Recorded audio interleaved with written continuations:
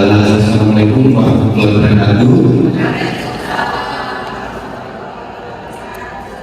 Bapak-bapak, ibu-ibu, maaf mengganggu waktu sebentar. Perkenalkan, kami berdiri saja ya.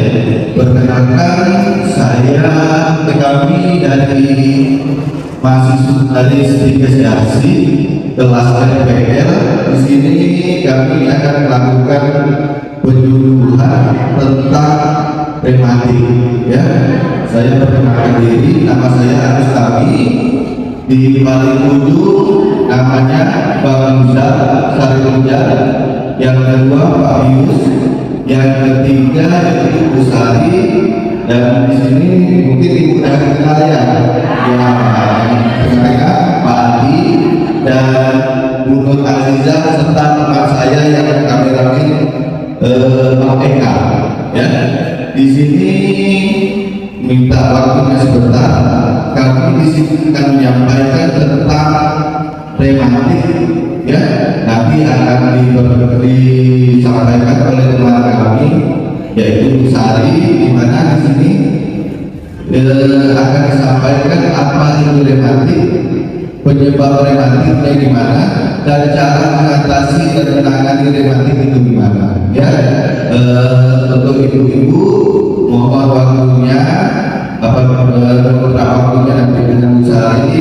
Apabila Bu Sari menyampaikan, ibu-ibu harus tenang, bapak-bapak tenang. Mudah-mudahan apa yang disampaikan Ibu Sari dapat bermanfaat bagi kita semua. Untuk waktu dan tempat kami persilakan kepada Ibu Sari. Terima kasih pada moderator yang mempersilahkan saya untuk menyampaikan materi pada hari ini. Baik, sebelumnya Assalamualaikum warahmatullahi wabarakatuh. Sebelumnya saya perkenalkan diri lagi ya. Kalau tadi dari perkenalkan oleh Bapak Agus, saya Sri Purnama Sari ya. Biasanya saya dipanggil Sari, saya panggil Bu Sari ya. Saya juga mahasiswa dari Spesiasi Pontianak yang pada hari ini akan memberikan penyuluhan tentang rematik ya. Oke, ini gambarannya. Salah satu gejala dari rematik ya, biasanya berada di nyeri pada pinggang, nyeri pada jari-jari ya ibu ya, juga biasanya di kaki ya. Yang paling sering itu terjadi pada usia lansia atau lanjut usia, tapi tidak menutup kemungkinan juga bisa terjadi pada usia pralansia. Berapa sih usia pralansia itu? 40 tahun ke atas ya. Oke, kita lanjut ke yang pertama. Ini bukan pengertian dari rheumatoid arthritis, ini bahasa medisnya, tapi kalau bahasa yang biasa kita kenal yaitu penyakit rematik ya. Rheumatoid arthritis ini merupakan keadaan kronis yang terjadi pada sendi yang menyebabkan rasa sakit, terus ada bengkak, ada kaku pada persendian seperti di otot, ligamen, dan tendon. Pada sendi ini bisa menghancurkan jaringan persendian yang dapat membatasi aktivitas sehari-hari ya. Jadi rematik ini menyerangnya pada sendi, peradangan pada sendi yang membuat aktivitas kita menjadi terganggu ya ibu ya. Pasti ibu bapak-bapak saya juga udah ada yang merasakan hal seperti itu ya. Oke, lanjut dong Liza. Penyebabnya apa aja? Ya, ada beberapa penyebab ya. Yang pertama itu adalah faktor usia yang tadi saya bilang di awal ya. Jadi usia 40 tahun ke atas ini ya beresiko untuk terkena rematik atau peradangan pada sendi ya. Yang kedua juga faktor genetik. Faktor genetik ini bisa juga faktor keturunan ya ibu ya. Jadi kalau misalnya ada orang tuanya yang memiliki penyakit rematik, ini juga bisa menjadi keturunan ya. Terus merokok untuk bapak-bapaknya ya, faktor dari merokok ya juga bisa menyebabkan penyakit rematik tersebut karena kandungan di dalam rokok ya. Selanjutnya Islami pria itu berbicara mengenai penyakit rematik jika dibandingkan dengan wanita. Oke, bagian dulu dan ya, kita baca tentang demokrasi. Ada gejalanya yang tadi juga saya jelaskan, itu adanya rasa kaku di pagi hari, kaku pada sendi, ya. Bagaimana rasa kaku dari bawah itu sampai sekarang kali berjalan, bahkan ada sampai sebelum rasa kaku tersebut mulai berkurang. Ini kalau pasti semuanya dulu ya, sering tidak merasakan kalau begitu, kita tuh pas mau makan sakit ya,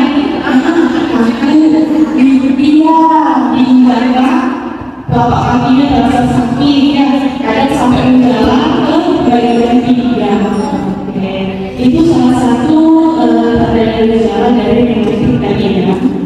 Yang kedua, ada penurunan pada jalan berulang, bukan salah berulang, berlangsung setelah-belumnya 6 minggu. Itu ada.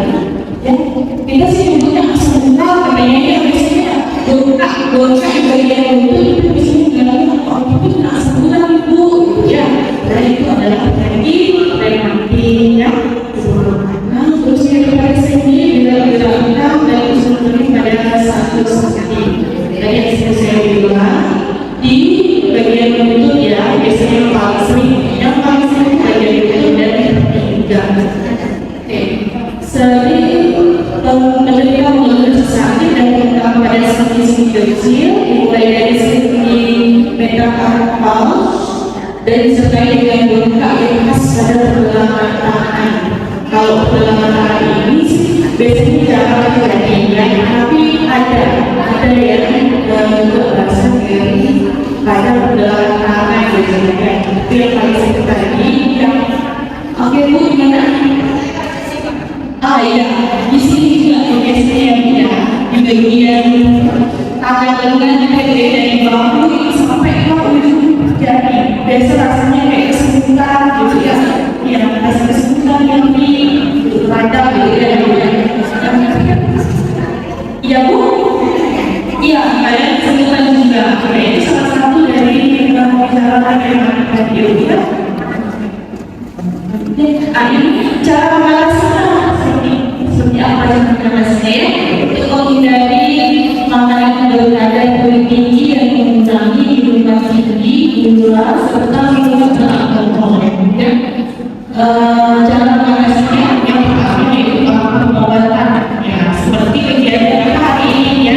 Selain bersenam, olahraga dan aktivitas fisik, kita juga melakukan pengobatan ya. Pengobatan menggunakan obat. Itu yang pertama ya. Yang kedua, konsumsi sayur dan buah. Karena kita tadi mengkonsumsi obat, itu tidak harus diimbangi dengan konsumsi sayuran dan buah-buahan.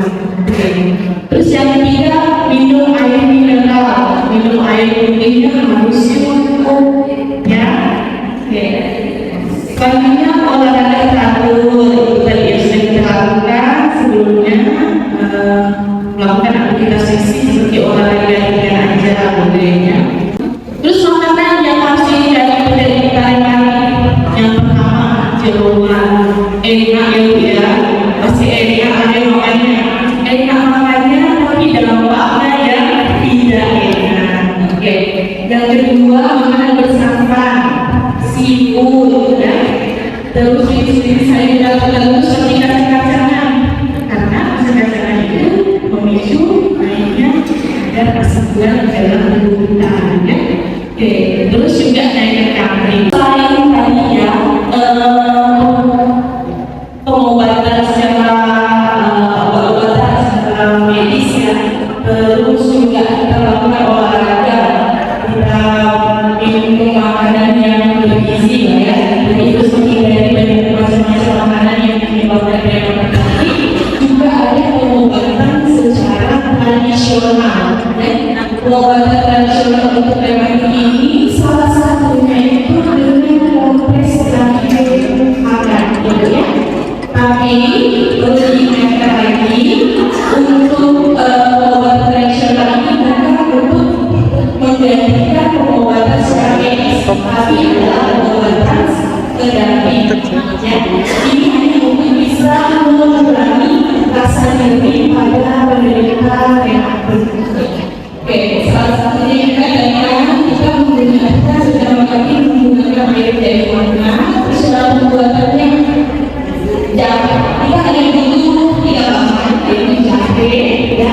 puasa sama air hangat. Terus ada airnya yang pertama, terus ada yang di dalam sedang serius ini diisikan dulu airnya, terus kurang lebih ya selama 15 sampai 20 menit, jangan sampai terlalu mendidih ya. Jadi biar ada aja, ini biarkan hangat. Setelah itu kita masukkan kaki. Kalau ini ada bagian kaki bawah, bagian di bawah, kita bisa masukkan ke. Tapi kalau misalnya sampingnya itu dari tubuh atau di pergelangan kanan, kita bisa menggunakan wastafel atau kain kecil juga boleh. Iya, dikompres seperti itu. Ya, jadi kita meletakkannya jangan terlalu lama juga, 5 sampai 10 menit sudah cukup. Dan tidak boleh diulangi dengan beberapa kali dan satu hari. Jadi bisa kita ulang-ulang kayak sekali, cukup sekali aja. Itu akan meredakan karena rasa panas dari jari tadi itu akan meredakan rasa nyeri. Ya, tapi perlu diingat lagi ya, tadi yang saya bilang bukan untuk membedakan pengobatan medis, tetapi untuk pengobatan pendamping saja. Oke, ya hanya itu sih yang dapat saya sampaikan. Tapi sebelumnya, udah kan ibu sering nih ya ikut kegiatan prologis, pasti kan tahu dong motonya lansia ya. Motonya lansia itu adalah bahagia. Bahagia dengan badan berlebihan dihindari, terus aturlah makan dengan gizi seimbang. Selanjutnya hindari faktor-faktor risiko penyakit tidak menular. Terus selanjutnya agar terus berguna, lakukan kegiatan atau hobi yang bermanfaat sesuai kemampuan. Ya, seperti mengikuti program pelanis ini, itu adalah kegiatan yang berguna ya. Oke, terus selanjutnya gerak badan teratur wajib terus dilakukan. Iman dan takwa yang dijaga serta kelola stres. Dan yang terakhir, awasi tubuh dengan melakukan pemeriksaan kesehatan secara rutin. Oke, baik, sekian dari saya. Terima kasih atas perhatiannya. Bila ada yang ingin ditanyakan, boleh tanya jawab atau kita sharing di sesi tanya jawabnya. Akhir kata, wassalamualaikum warahmatullahi wabarakatuh. Ya, demikian penyampaian dari Bu Sari tentang rematik.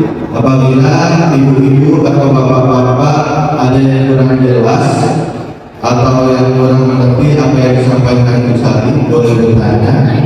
Mudah-mudahan kita bisa menjawab pertanyaan Bapak Ibu. Yang mau bertanya, silakan Ibu. Ya, sebutkan nama yang Bu. Assalamualaikum warahmatullahi wabarakatuh. Nama saya Ibu Supiati, Bapak Ibu.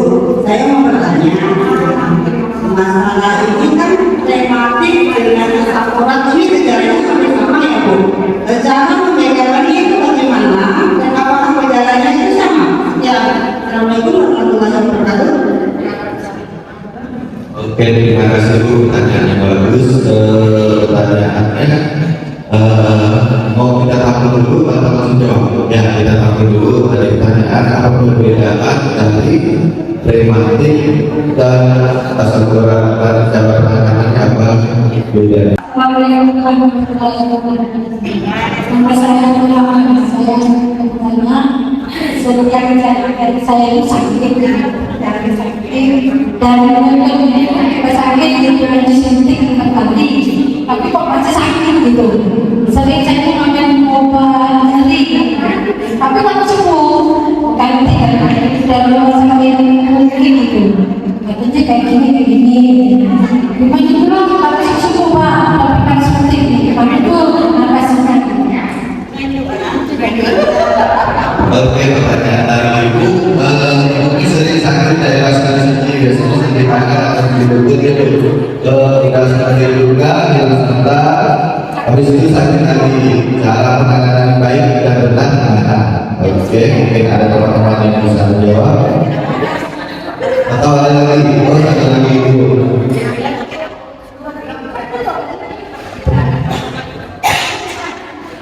Assalamualaikum warahmatullahi wabarakatuh. nama saya Ibu. Ini sebenarnya asam urat sama ini apa bedanya? Biasanya saya ini lagi kelas gitu.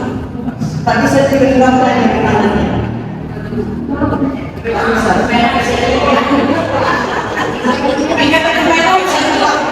bedanya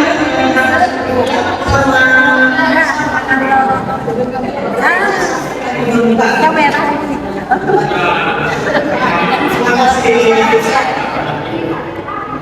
Terima kasih Bu.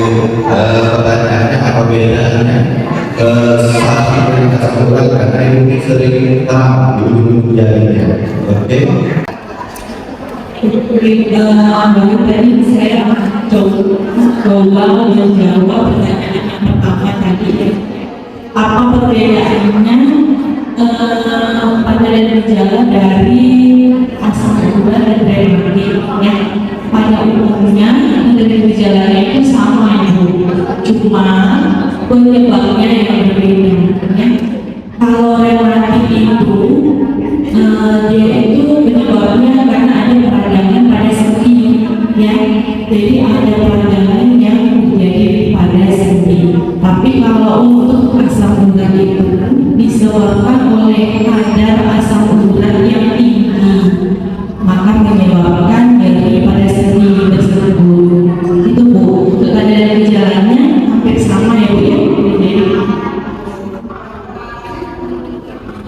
untuk penanganannya Bu, cara kalau untuk pengobatan secara medis ya, pengobatan secara medis kalau untuk rematik itu biasanya kita berikan anti nyeri ya. Tapi kalau untuk asam urat memang kita berikan untuk obat penurun kadar asam uratnya di dalam tubuh itu. Terus kalau untuk pengobatan secara tradisional yang tadi saya jelaskan itu bisa Bu, karena kalau pengobatan tradisional itu hanya untuk menghilangkan rasa nyerinya, jadi bisa kita gunakan untuk pengobatan yang sama seperti itu Ibu. Oke? Ya, terima kasih Ibu. Untuk pertanyaan yang lainnya mungkin ada rekan saya menambahkan.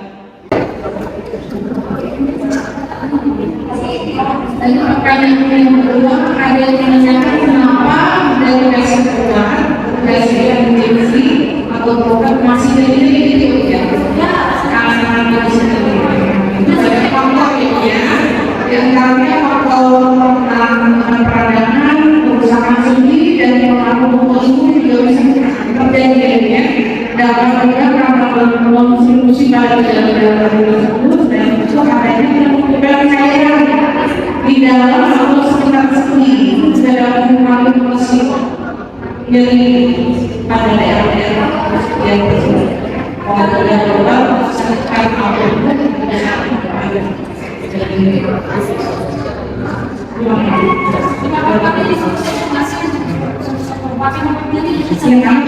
yang mengalami yang karena umur, karena usaha sendi, karena adanya peradangan, tapi itu sekali jadi masih berulang kali.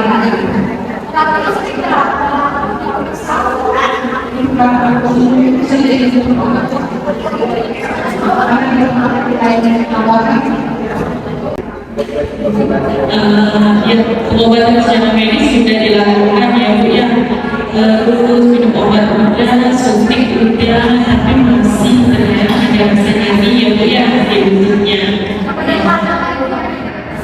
Oke, jadi kalau pengobatan secara medis itu memang kita harus lakukan secara rutin untuk mendapatkan hasil maksimal. Tapi selain itu tadi juga boleh Ibu melakukan terapi terus medikal tadi saya bilang kompres jahit hangat juga, bisa kompres jahit yang putih, bisa pakai jahit yang merah, tapi perlu diingat tadi harus tetap sejalan dengan terapi medisnya tadi ya.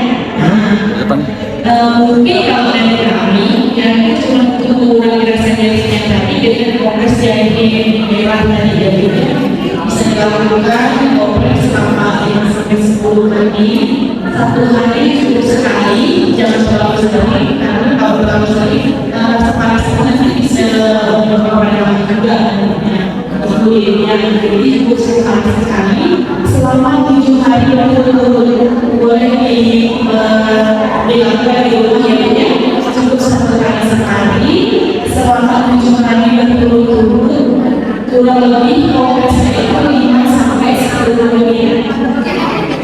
Oke, direbus dulu ya. Jadi jahenya direbus dulu sampai tidak bisa terlalu mendidih. Pokoknya sampai mendidih aja dulu sekali, tidak bisa dibuka. Tunggu hangat dulu. Setelah hangat baru dikompres.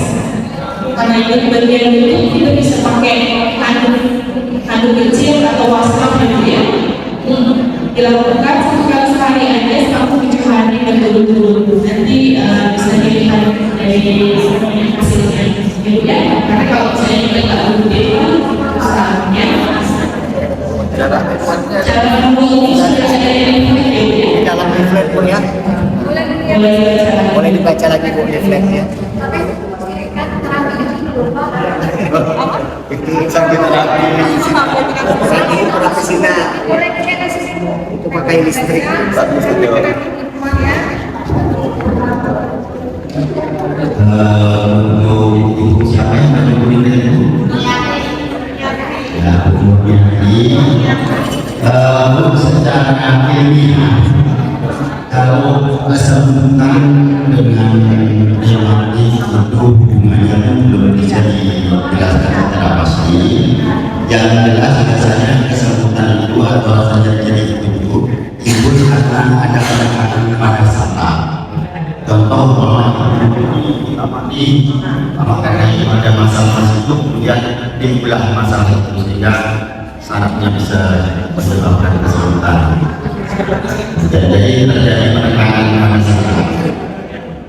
Sudah jelas itu fotonya kita ini. Sudah. Kalau tidak ada, saya akan saya lihat dulu apakah tadi sudah dijelaskan oleh saya sama Sari akan dijawab oleh teman-teman saya. Bapak mengerti atau tidak?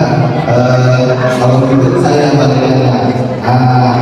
Kesimpulannya sebenarnya Ibu, tadi kan sudah dijelaskan oleh usaha tadi itu.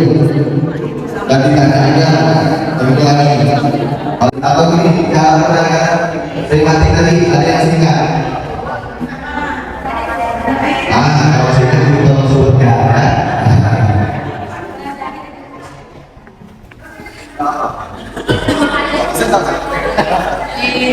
Artinya tetap pakai yang didasarkan. Caranya dibagi, direbus setelah 5 sampai 10 menit. Itu direbus kalau kita 3 hari berturut-turut. Pastikan apa? Ya perubahannya. Baik, terima kasih Bu.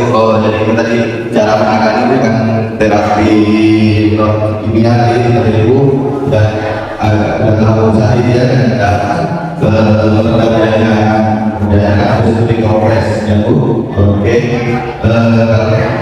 Kalau tidak ada pertanyaan lagi, saya tutup. Terima kasih untuk Bapak-bapak dan Ibu atas kesempatannya dan mengizinkan kami untuk melakukan penyuluhan tentang relatif. Mudah-mudahan apa yang telah disampaikan oleh teman-teman kami dari mahasiswa Yasi tiga Sordiana dapat bermanfaat bagi kita semua.